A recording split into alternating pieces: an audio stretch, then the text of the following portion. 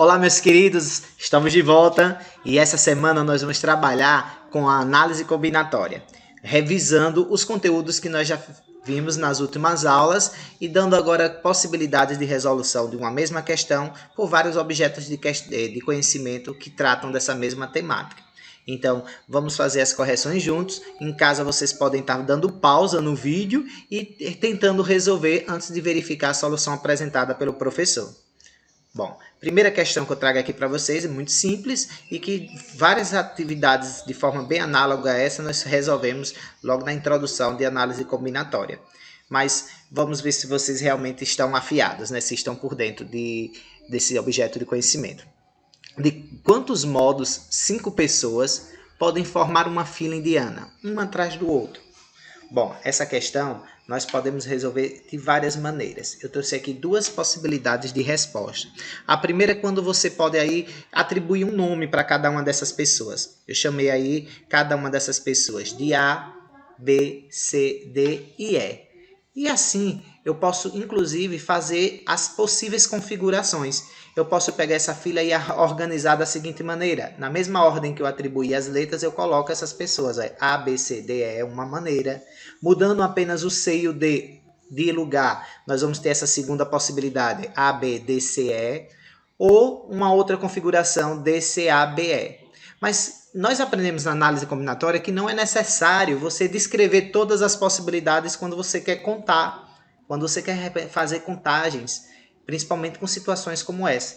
Então, basta a gente utilizar os conceitos que nós aprendemos nas últimas aulas. Então, essa mesma questão eu posso resolver utilizando a permutação simples. Porque já que as 5 pessoas, quando eu mudo de lugar aí, a pessoa A com a pessoa B ou com qualquer outra pessoa, muda também a configuração da minha fila. E assim, para cada mudança, eu vou ter um novo formato. Então, como são pessoas diferentes, eu posso aplicar o conceito que a gente aprendeu de permutação simples. Eu só estou fazendo trocas de lugares e a cada troca eu tenho uma nova configuração daquela fila. Então, basta fazer a permutação das 5 pessoas, que nada mais é do que o fatorial de 5, que é 5 vezes 4 vezes 3 vezes 2 vezes 1. E assim a gente encontra todas as possíveis maneiras de organizar essa fila, sem precisar descrever, como eu coloquei no início aí, todas as possibilidades. E outra maneira de se resolver esse mesmo problema é utilizando o princípio fundamental da contagem. Atribuir nomes A, B, C, D, E para cada uma dessas 5 pessoas e utilizando o princípio fundamental da contagem eu tenho. Coloquei aqui as 5 formas na fila que eu posso ter, né? Cada uma dessas pessoas pode ocupar cada um desses 5 lugares. No princípio fundamental da contagem a gente viu, se eu souber quantas possibilidades eu tenho para a ocupação de cada uma dessas possibilidades, dessas casinhas que eu acabei desenhando para vocês aqui, basta fazer o produto entre elas que a gente encontra o total de possibilidades da fila ser formada. Então eu vou fazer aqui primeiro o estudo de quantas maneiras eu tenho de ocupar o primeiro lugar da fila. Eu tenho 5 maneiras. Eu posso escolher qualquer uma dessas 5 pessoas. Quando eu escolho já a primeira pessoa que vai ocupar o primeiro lugar, na hora de escolher quem vai ocupar o segundo lugar, eu só fico com 4 maneiras. Quando eu escolho a pessoa que ocupou o primeiro e o segundo lugar, eu só fico com quantas possibilidades para escolher quem vai ficar agora no terceiro lugar, no lugar do meio dessa fila? 3 pessoas. E mesmo procedimento, escolhendo já essas 3, eu só fico com 2 possibilidades de escolher a quarta e com uma única possibilidade de escolher a quinta. Como a ordem dos fatores aí não altera o produto, eu descobrindo todas as possibilidades de compor esses 5 lugares da fila, basta fazer o produto aí entre todas as possibilidades que nós vamos ter as maneiras possíveis de formar essa fila. Então eu fiz aí de 2 maneiras possíveis, mas poderia também ser feito aqui por arranjo, já que a ordem, sempre a gente tem que fazer esse tipo de pergunta quando está fazendo a contagem, né? Se a ordem faz diferença, então aqui eu poderia fazer um arranjo de 5, onde eu tenho que escolher 5. E aí quando você fizer pela fórmula de arranjo, você vai chegar também nesse mesmo resultado. Agora nós vamos trabalhar com essa questão que caiu no Enem. Olha, como não são adeptos da prática de esportes, um grupo de amigos resolveu fazer um torneio de futebol utilizando videogame.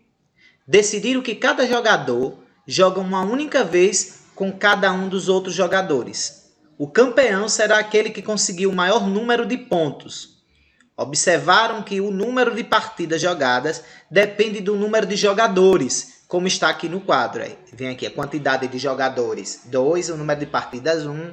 Quando tem 3 jogadores, tem 3 partidas, 4 jogadores, 6 partidas, e assim como está definido aí na tabela.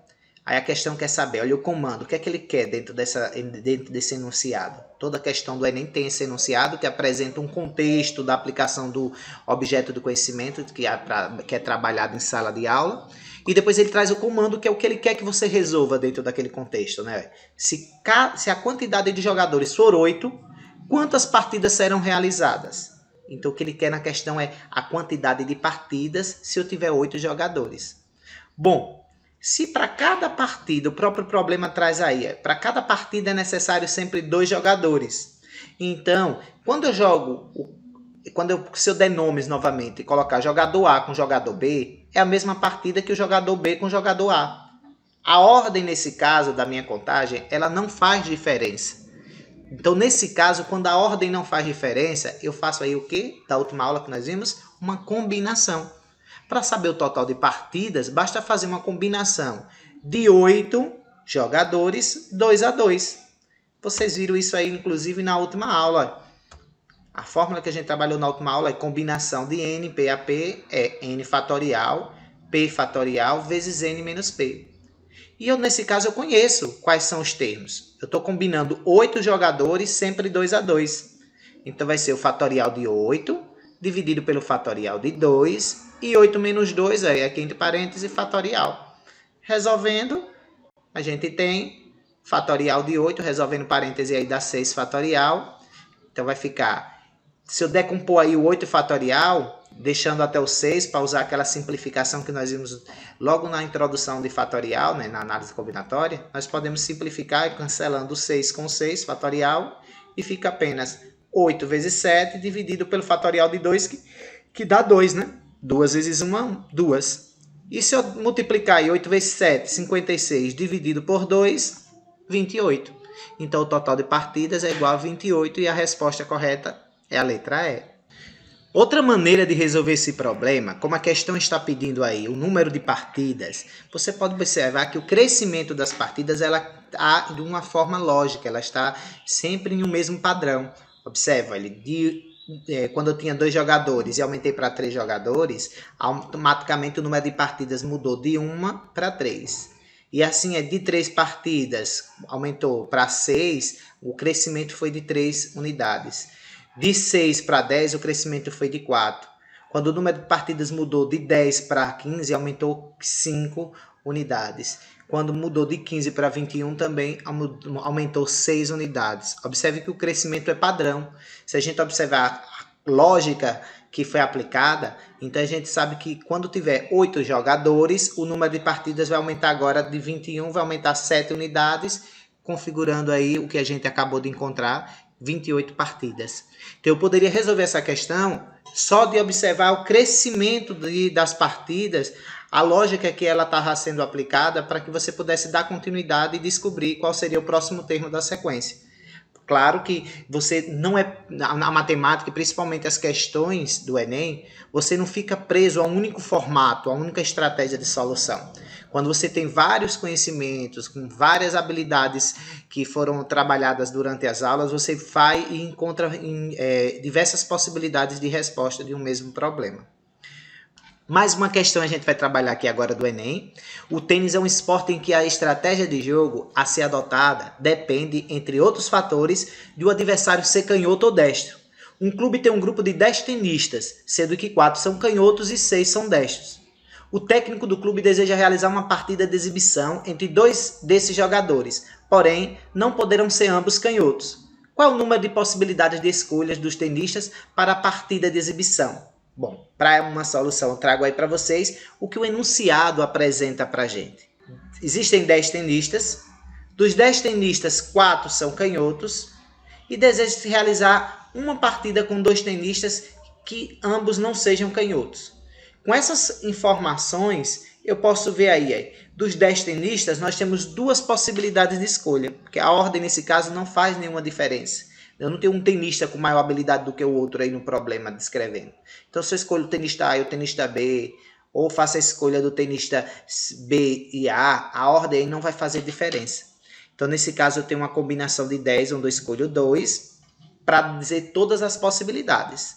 Porém, eu tenho que tirar aquelas em que não pode ter os dois tenistas canhotos. Então, quais são as possibilidades de ter os dois canhotos? Uma combinação de 4 canhotos, onde eu escolho 2. Então, aí nesse caso, eu tenho todas as possibilidades e tenho aquelas que é a questão da restrição, que é que não pode ter dois canhotos. Então, a solução vai ser pegar o número de possibilidades, que é a combinação de 10, onde eu escolho 2, e diminuir das possibilidades em que vai justamente acontecer de ter dois canhotos. Porque quando eu diminuir do total essas que não podem ocorrer, vai sobrar justamente as possibilidades que eu quero. Não precisa nem resolver o problema, né? A resposta correta é que lhe dá essa alternativa.